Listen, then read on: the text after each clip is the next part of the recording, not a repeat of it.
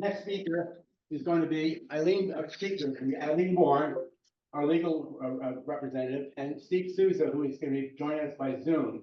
Unfortunately, Steve was took sick early this morning, and so he asked if he could be patched in.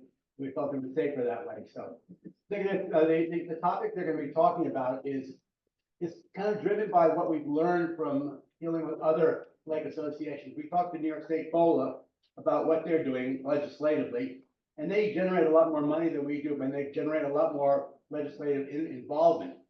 And there are a lot of things that we can do as lake association and as lakes to improve our relationship with the legislation if we work right. So on that topic, Dr. Steve Souza and Eileen Bourne. Thank you. Morning. Yeah. And Alan, you guys can hear me okay, right? We certainly can. Yes. Okay, great. Once Eileen is done, I'll put the microphone on the speaker so the crowd can hear you over the microphone. Okay. All right. So hi, everyone. This portion of the program is meant to be a little bit more interactive. So one of the reasons that we came up with this as an idea for an NJCOLA meeting is we've heard from a lot of members about frustration in some of the legislation that was passed, and this year in particular, the Reserve Act and the Corporate Transparency Act seemed to come as a surprise to many of us, and it really wreaked havoc on some budgets for the lake associations, et cetera. So it highlighted for us that there are things that are going on legislatively that the lake associations need to become more aware of. And what we're looking to do is get feedback from the membership about the best way to approach that. The NJCOLA board generally meets in January for a planning meeting for the upcoming year. So one of the reasons we thought this was timely is we could get some input from the members about, you know, different things that NJCOLA could be doing in order to address some of these legislative issues, and then, you know, try and come up with a plan that might assist with that. When Steve and I talked about, you know, how to present this, the way I looked at it is I'm going to lay out the problem, and I'm hoping Steve has all the answers to it, because I definitely do not have the answers to it. So historically, NJCOLA has been around since the 1980s. Fran Smith from here at Lake Mohawk and a gentleman from Beaver Lake really started the organization. And I remember hearing that even in the 1980s, they worked on legislation regarding beaches and lifeguards, and Rich Carlson maybe even able to set me straight on exactly what that was. So there's always been a history of NJCOLA kind of looking at the issues that affect our lake associations and trying to work with our legislative representatives in order to weigh in on those things. We have had varying degrees of success. So years ago, NJCOLA had me weigh in on something called the Uniform Common Interest Ownership Act, which would have put a lot of regulations on lake associations that were really burdensome. We wrote a paper for the legislation, and then they sent me to testify at the hearings on it. And it was successful in that we were able to exclude the lake associations from that legislation. Ultimately, that legislation didn't even pass. That was, you know, one of the success stories. But over the years, there has been legislation that's been passed, and NJCOLA either was not aware that it was going to ultimately include lake associations, or has tried to weigh in and has not been successful in either coming up with exceptions or changing the law. So, you know, one of those examples that we've talked about a lot in the last 5 years is the Planned Real Estate Development Full Disclosure Act. Historically, the lake associations were not subject to that act, but a change in the case law and then later a change in the statute made it so it did specifically affect the lake associations. We did weigh in on that. That was one of the ones that we were able to participate in the comment period. And it was technically not NJCOLA, but it was Highland Lakes who said, hey, let's go through and put our comments in. There were some changes made at that point, but really not a whole lot. There ended up being litigation, and some of the issues were resolved that way. But we didn't have a lot of pull in that.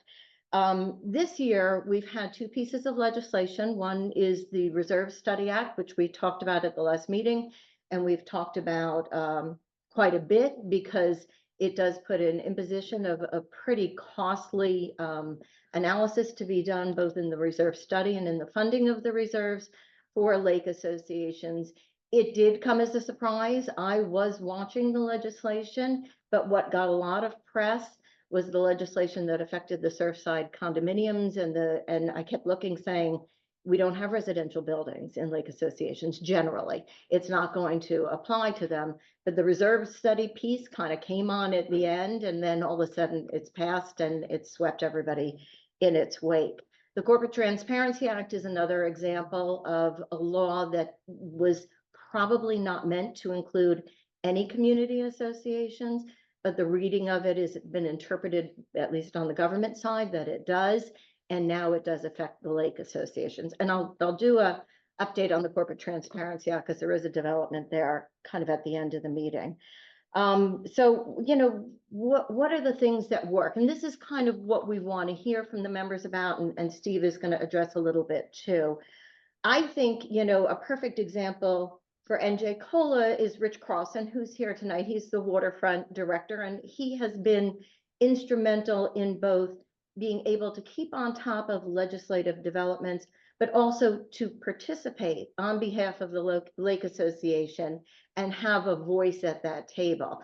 That's a great example of something that works. I think another thing that people have told us that works is some of your small groups. Like I know the West Milford Lakes have a small group of just themselves, and they are in contact with the council at West Milford, and there's a lot of back and forth there. Some other lakes have told me that they participate in their local, either Republican or Democratic, you know, groups in their county, and they get to know their local legislators. But I think on behalf of NJCOLA, we have been very frustrated with the legislators that have a lot of lake associations in it. So the lakes in New Jersey are predominantly focused in Morris, Sussex, and Passaic County in the north.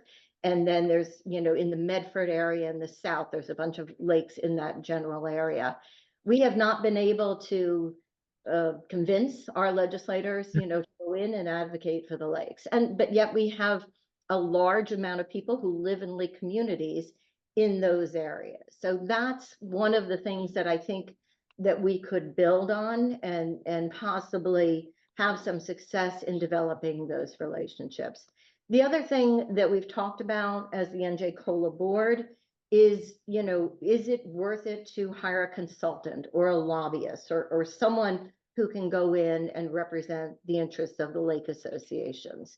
There are two kind of national organizations that are very influential, I think, when it comes to legislation. One is NAMS, which is the North American Lake Management Society.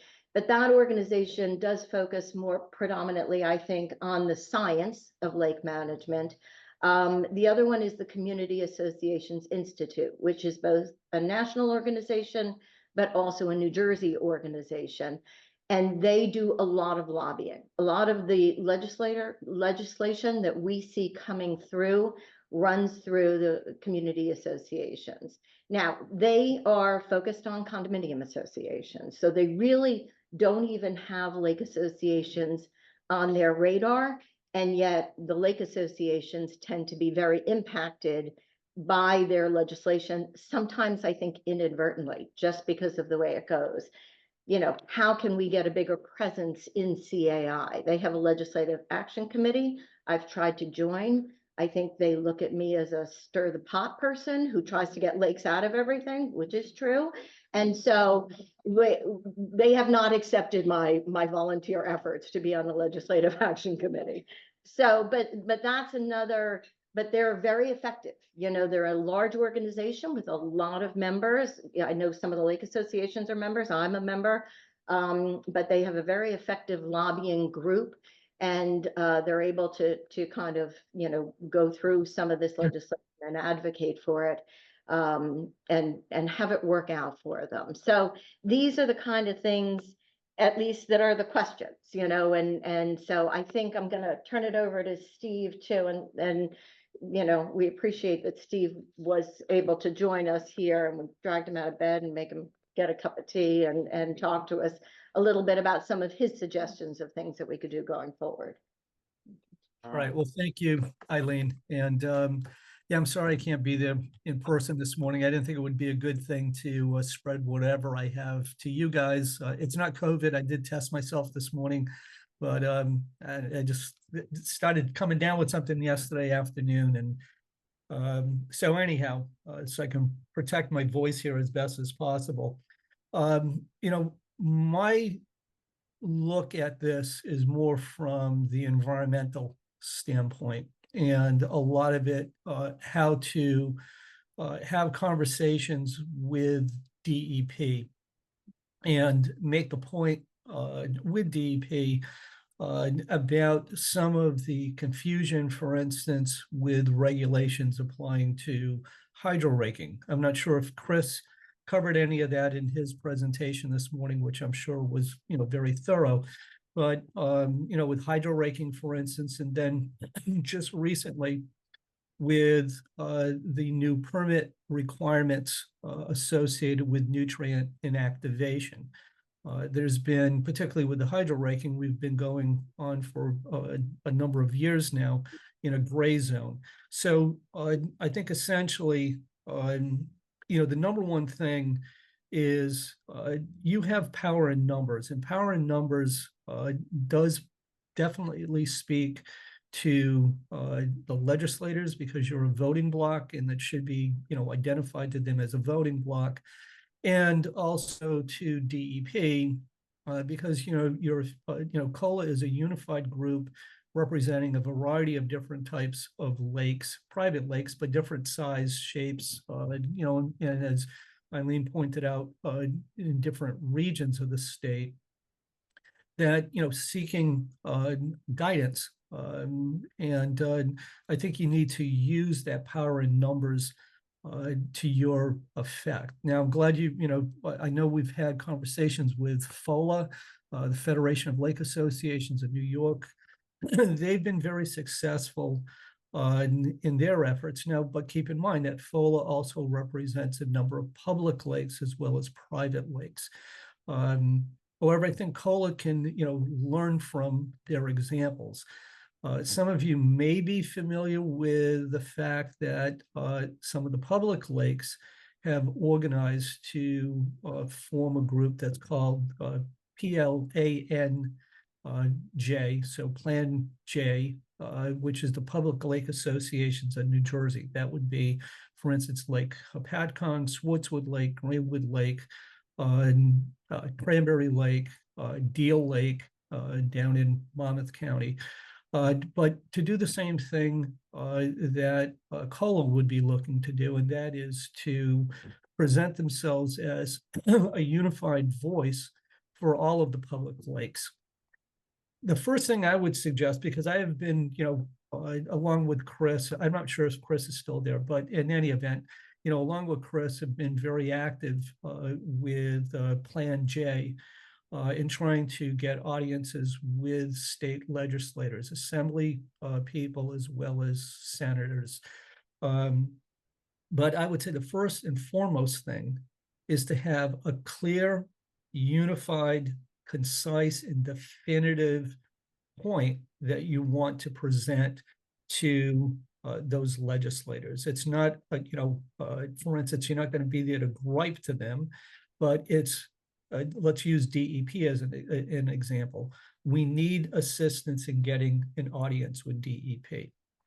You can do the same thing directly with DEP, but it becomes a little bit more challenging in terms of identifying the correct person or people that need to be brought to the table to have meetings about, for instance, specifically about a hydro raking permit, or how do we better define the post-sampling requirements after a nutrient inactivation application.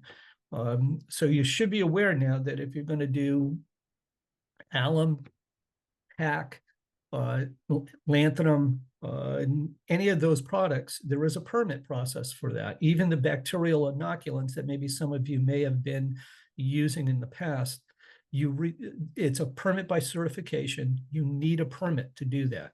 The permit process isn't that egregious. It's not that difficult to get. However, what we have found in this, some of this discussion with DEP was stimulated by issues at Lake Mohawk about the post-treatment monitoring, which could be extremely expensive because it wasn't designed for the universal use of these products. It was designed more for, I'm going to do a big application, a one-time application, and maybe repeat it, 5 or 6 years down the road, similar to what has been done at White Meadow Lake and Mohawk back in the 90s.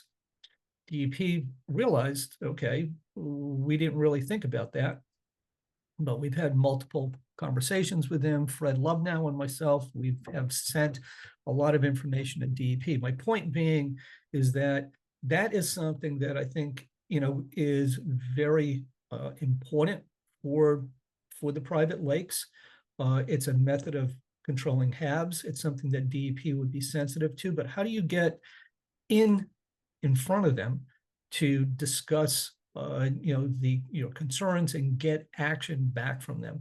You can't do it honestly as individual lake associations. You need to do it through COLA, and then COLA needs to have, as I said, this unified, concise, definitive point that needs to be discussed either directly with DEP or through some legislator that would provide the door opening to DEP.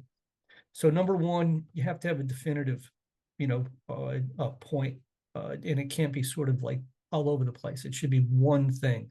I have to tell you that Plan New Jersey, we've had multiple meetings with legislators, with DEP, and I'm not saying this to sort of be a Debbie Downer, but it hasn't resulted in, what we were looking for as of yet. But we've had these meetings, we've had people that sit up and listen, and I think it is at least moving the process forward. So the other thing I would recommend is probably inviting Marty Kane from Plan J to come in and meet with COLA. Come in and at one of your meetings and learn what the public lakes are doing, and some of the pitfalls that they've encountered, and perhaps how COLA and Plan J can unify forces in their discussions, especially with DEP. I think the other thing that I would suggest is don't use these platforms as a way of seeking funding directly, okay? Because I think that's going to be one of the perhaps turnoffs with the legislators or even with DEP. However, there is plenty of examples where private lakes have obtained public funding. Charlie Bogasat is there. He can tell you about, the efforts of White Meadow Lake, starting with involvement at the township council level, and then working up into state assembly people to formulate a public-private partnership that enabled them to get 319 money to do stormwater improvements. Same thing with Lake Mohawk. Started at township level. Grant Smith was able to have ordinances passed at the township level for septic pump out requirements and fertilizer controls. That then, was parlayed into conversations with the county to do stormwater work, and with the township, with Sparta again, to obtain 319 funding for other, stormwater related improvements.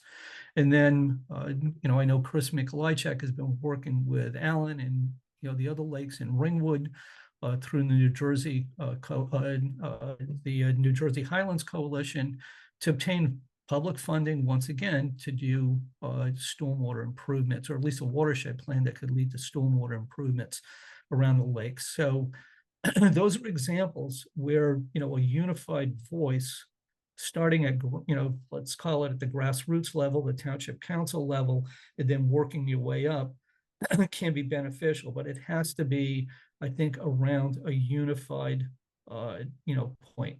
And then the final thing I'll just, say, and then I'll kind of like shut up and let you guys ask questions, is a lot of times you want to flip the narrative, okay? And not so much say, what can you be doing for us? But hey, these are things that we can be doing for you. So for instance, you want stormwater improvements around your lake, okay?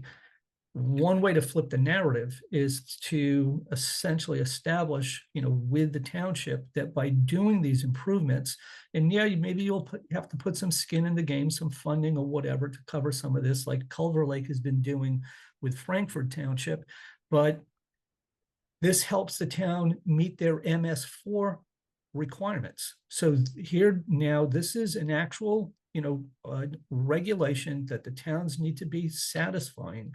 And by doing these improvements, they get, let's call it like points or whatever, but they can demonstrate to DEP that they have taken the initiative to improve stormwater runoff, that in turn improves water quality, and working with the community to do that. So, you want to flip that narrative and not say, come help me, but hey, by helping me, I'm helping you. And I think a lot of times, again, the legislators, whether they're at the local level or the state level, or even at the county commissioners, they'll be a little bit more responsive to that. But that there's more that I could say, but I think right now I'm just going to I'll stand down and then let you guys ask questions. All right, hold on 1 second, Steve. I'm just going to put well, you can hear me, right? I'm going to leave the camera where it is then. Yep. So, a lot of this kind of comes together in a couple of different ideas. We have the NJCOLA board has met with the New York FOLA, a representative from New York FOLA at one of our board meetings, just to kind of talk about how they get things done there. But we realized that, number one, there are a lot more lakes in New York State than there are in New Jersey. And as Steve has said, some of them are public lakes. So their funding models are different than the private lake associations for New Jersey. We've talked about, other ways to kind of expand the influence of NJCOLA. Structural relationship building was a big one. That was something that, like Steve mentioned, pairing with the public lakes, the Lake Apacon Foundation, whoever we could pair with that we might find common interest. Having more members, that's something we've had consistently around 100 members, but we could expand our membership. Some of our members do come from South Jersey or listen to these programs from South Jersey, and we could spend some time expanding our membership, which then would allow us possibly to have more funding. So New York FOLA, I don't know what I do about that. All right, thank you. New York FOLA has a paid administrator. PALMS, which is the Pennsylvania Association of Lake Management, also has a paid administrator. We don't have any paid staff. Everything that NJCOLA does is through volunteers. So, the idea would be, are lakes willing to pay more for membership? Can we get more lakes to join so we'd have more resources? In essence, our budget for the year pays for 4 of these meetings, directors and officers liability insurance, and the filing of 1 tax return. That is pretty much all we spend all year. But it might be the kind of thing, that the members decide, hey, our association would be willing to pay more, or we have volunteers that would help reach out to other lake associations in New Jersey so we can increase the membership, increase the revenue, and then have some resources either to pay a lobbyist, a paid consultant, someone who can say, I'm going to work with you, with your legislators in order to get things done. And in essence, building those relationships, I think, with our legislators. Years ago, I believe it was Senator Littell and Senator Bucco who paired together in order to get the New Jersey Dam Loan Program off the ground. And that program has been fantastic. And the lakes had the support of those 2 senators who had a lot of clout, I believe, at the time. Now we're in a situation right now where there's been an appropriation for money that's sitting in that fund for some of the lakes who are here today in order for their dam projects. And we cannot get the legislation to vote on it. It's not money that's in the budget. It's money that's just sitting there. And yet they just can't move on it for whatever reason, for reasons I certainly don't understand. So I guess that's the issue now, is we're looking to say, do you have questions or do you have input that will guide the board in January, you know, either of how we should do this or what your lakes would be willing to do, or to go to Steve's point of saying, what would you consider one of our most important issues? If we're going to say, hey, let's focus on an issue that's important, and maybe based on what Chris has said and what Steve has said, maybe that is the hydro raking issue of saying we need clarification from the NJDEP about what exactly needs to be done in order to have a permit to do hydro raking, and kind of focus our efforts on that. So at this point, does anyone have any questions or comments on that? Yes.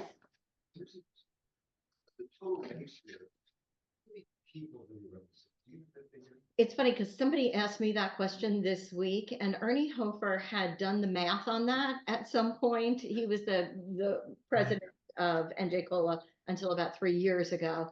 I had asked Kathy McHugh to see if she could find that, because I know he did it in a letter that he was doing where he just basically took our membership, kind of eyeballed, okay, this, you know, Highland Lake says 2,000 properties in it. There's 2.2 people, you know, per property, and did the math on it. I just don't have that figure, but Lake Mohawk might have it here. So I've asked Kathy to look for that.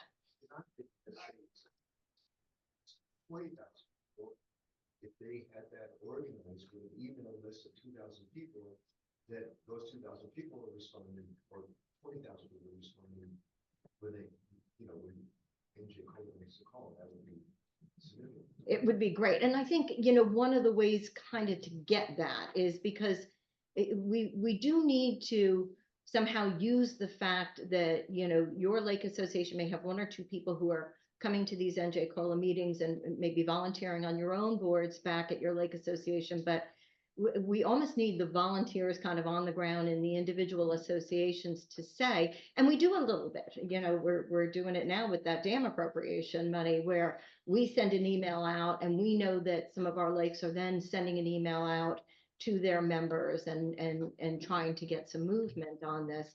But I think the key with that is the volunteer, you know, a volunteer who's willing to kind of set up that structure. Right now, we use a constant contact email base through my office just to get notices of the meeting. But that kind of structure where the tentacles of what we're looking to do then reaches into each of the individual associations, you know, we need something to kind of get that off the ground. Yes. Hi, Bjorn. I can probably give you the numbers about how much COLA. I did the mapping and the research for that. Right? Oh, you did. Okay, I'm crediting Ernie, but I didn't realize it was you. But I did it, so I probably have that in my files. Great. I can update that and send it to you. Okay, thank you. The only thing I with regards to doing being present in Champion and so forth, you cannot only have one person representing us. You've got to be a team.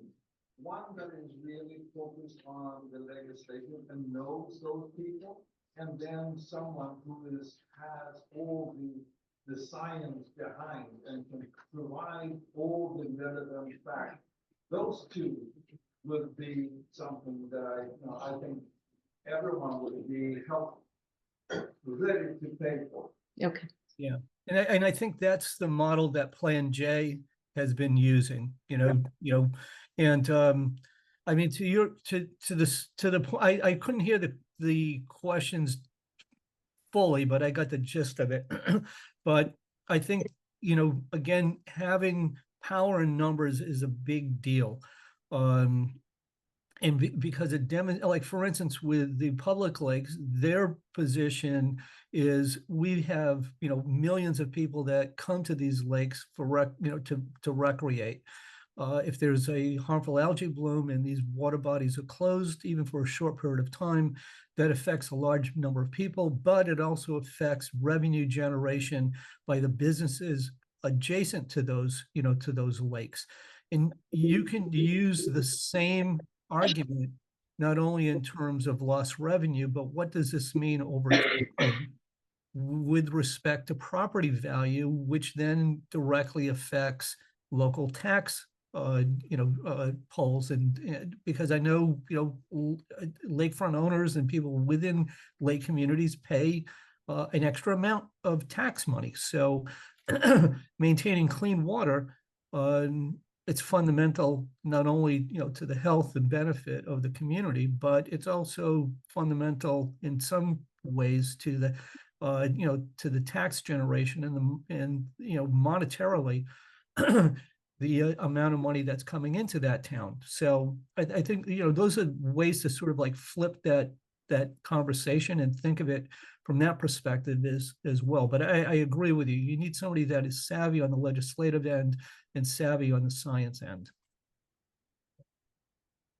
Yes, George. What some places do is they have a letter drawn up of what say NJCOLA is looking for, and then have all the legislators for the specific counties and stuff. Because like me, I live down the shore and I have a cabin up here. So I could hit the representation here and down the shore for those specific things. So at the list of legislators and a form letter, people can plug that stuff in and send it off. And that way you're getting coverage with one objective in mind.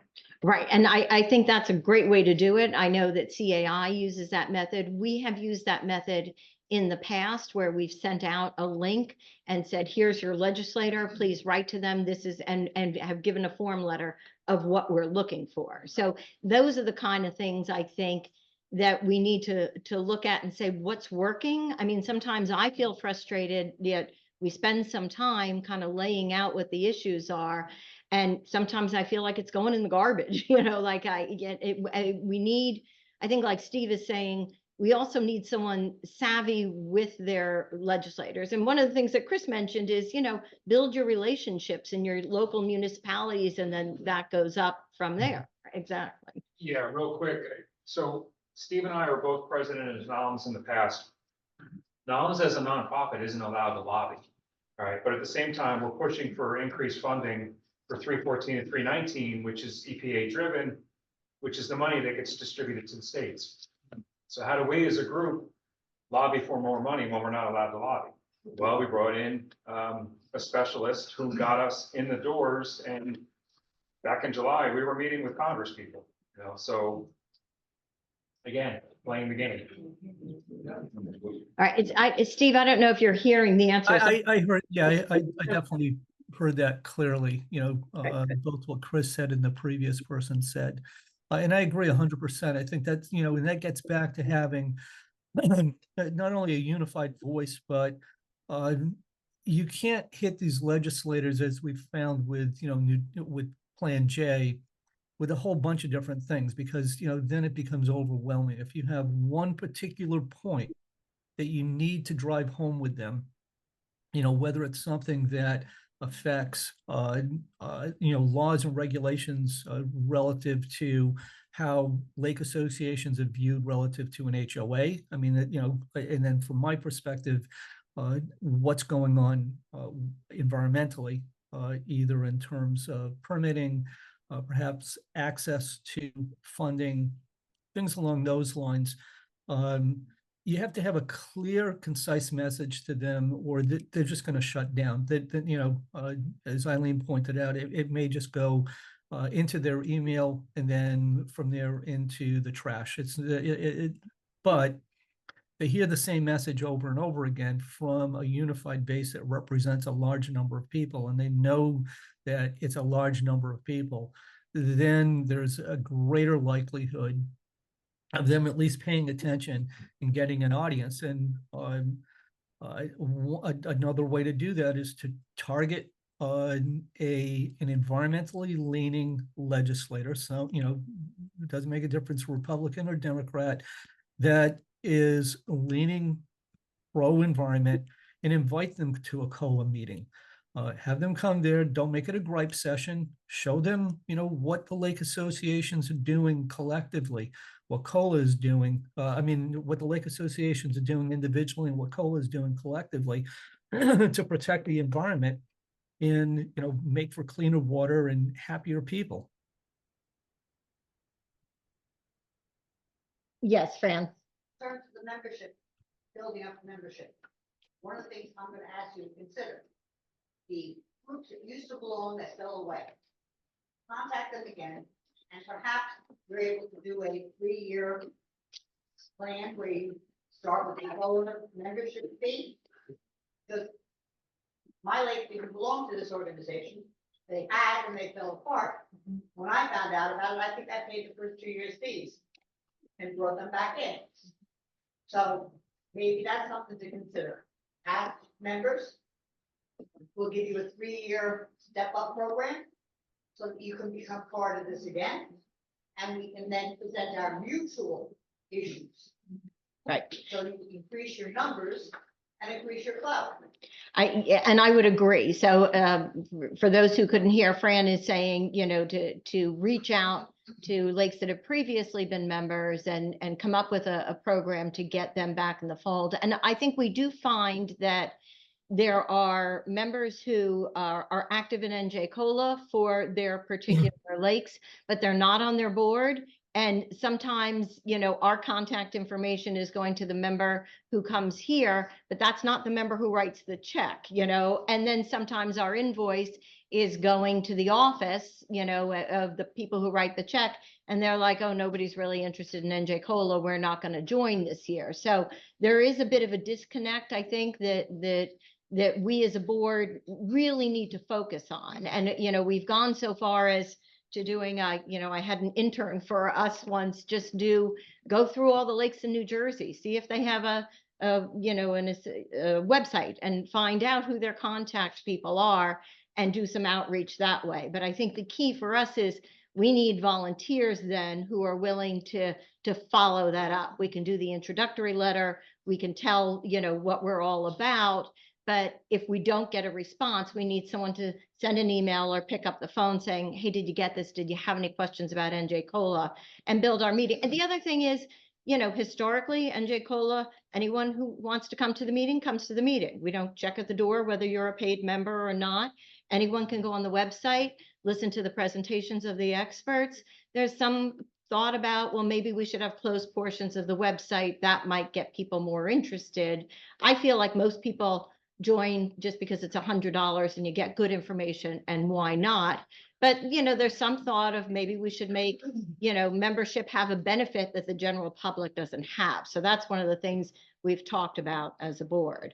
Anyone have any other suggestions or questions? Yes, Rich. Should we be like, would it be better to copy and call, or we have like interactions with the DEP, or does people want to know that wider effort of what the different lakes are doing, or where they stand, or do you have a feel for that? We haven't ever so the question was, should the individual lakes who are having issues with the DEP, should you send a copy of your email or whatever your issue is? I mean, on the one hand, it's really helpful. I think, the program that Chris was talking about with the Highlands grants, that we heard about that very early from Chris and from Alan at Cupsaw Lake. And I think, that's how the lakes get information from the other lakes. But we don't really have a centralized way to then communicate that information. I know at one point there was a question about, well, who's doing the reserve studies? Well, I, put an email out there. I got a bunch of responses. I got the list from CAI, and we had an informal kind of exchange. I think we could do better at that, but again, it comes down to volunteers I think one of the things the board is going to consider is maybe some, some delegation of duties, of who's going to be in charge of each one of those things that we know are helpful and know are important. And we just need the people to implement it. Yes, Lynn. I think I speak for all of us here. There are so many other committees, I'm willing to say, let's increase our dues, hire somebody to start doing some of the suggested, because otherwise we're just going in circles. Yeah.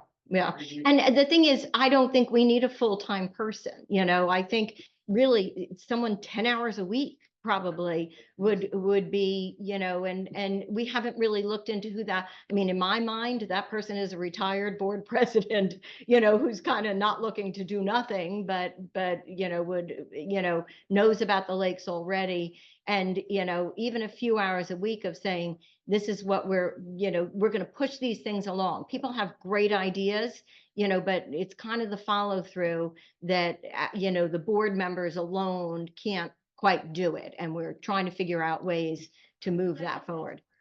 We have a lot of good ideas, but it's not a person to go to. Right. To find out, has it been successful, even if a letter writing. Right. It takes time to get to know other people. Right. Right. So the Absolutely. suggestion is really increase the dues so that we have resources to support the activities that we want to do.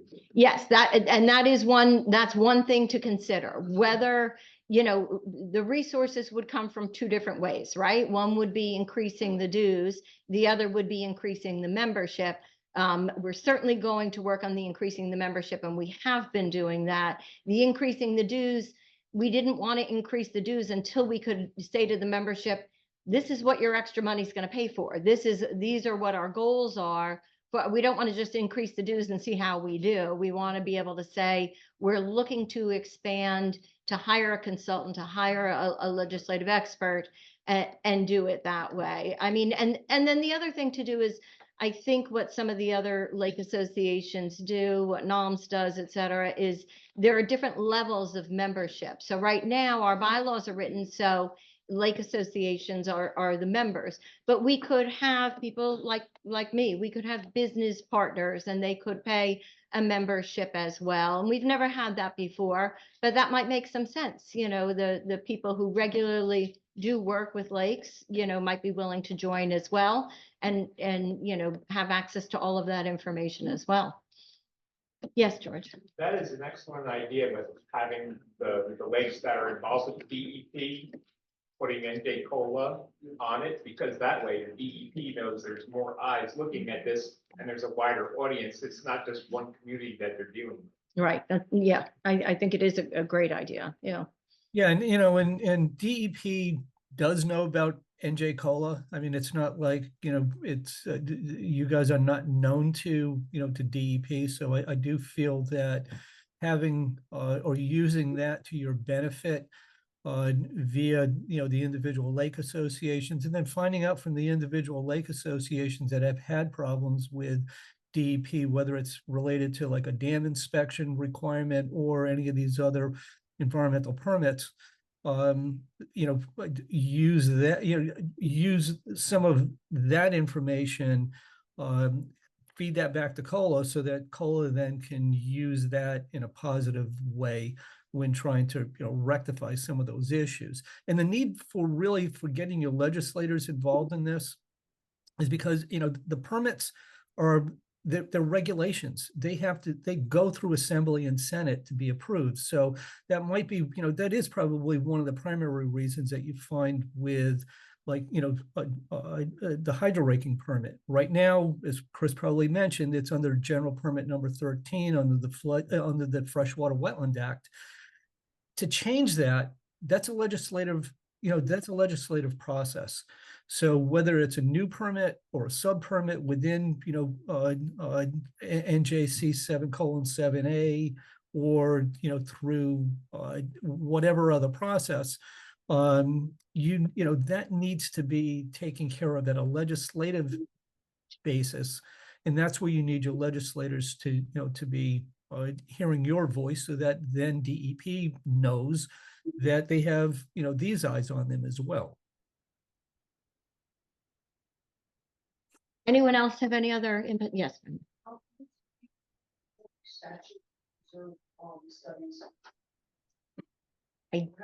Well, it's part of the Planned Real Estate Development Full Disclosure Act. So that's like 45:22A. But I'll have to give you the exact, I can look it up on my phone when I'm done here and give that to you, yeah. And let me just, one thing which I kind of passed over, we've talked a little bit about the Corporate Transparency Act. So that's the law that requires what's called beneficial owners of companies, and associations fall under the definition of this, to register with some additional information besides your identifying information, either a passport number or, you know, a driver's license, and to upload those. There was some thought that maybe the legislature didn't mean to include, this is a federal law, didn't mean to include community associations. There was a lawsuit in the spring by a small business group in Alabama, and the court came back and said this law is unconstitutional, but that ruling only applied to that members of that small business group in Alabama. So CAI filed its own lawsuit to say the community association should not be subject to this law. And they just filed it in September, but they asked for injunctive relief. They asked the courts to say, hey, until we get this ironed out, the community association should not need to comply.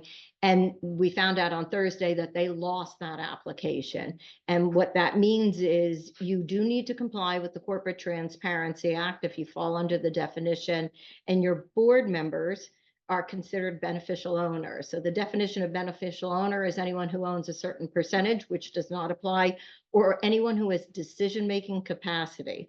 And so for most associations, the decision makers are the board. So all of the board members' information needs to be uploaded to the site. The process to upload it to the site is very simple. The process of getting that information from your board members, my guess is not going to be quite as simple. But the deadline's January 1st. The lawsuit is ongoing. You may not need to do it next year, but you're going to need to do it for this year. Yes. It's the federal treasury. If you look up Corporate Transparency Act, the link will be on there. Yes, Charlie. When you say this year, you mean the year 2024? The deadline is January 1, 2025. Yes. Yeah, I know you guys got it because Michael already sent it to me as well. He's on the same email chain from CAI that I am, so. Okay, well, thank you. We appreciate it. If anyone has any input, you can send it in to NJCOLA on this. My suggestion to the board is going to be that we do kind of a brief survey to people to say, what are you interested in? You know, where would you lean on this? Would you be interested in increasing the dues, et cetera? And then we'll make some decisions at our January board meeting. Yes, Lynn. We've done too many surveys?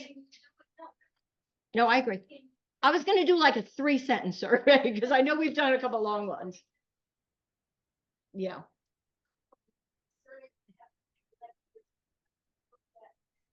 Well, and it frequently gets the opinion of one person, not necessarily the opinion of that association. So they're not even necessarily that accurate. I mean, we've done them in the past, mostly to find out what kind of topics the members are interested in hearing from.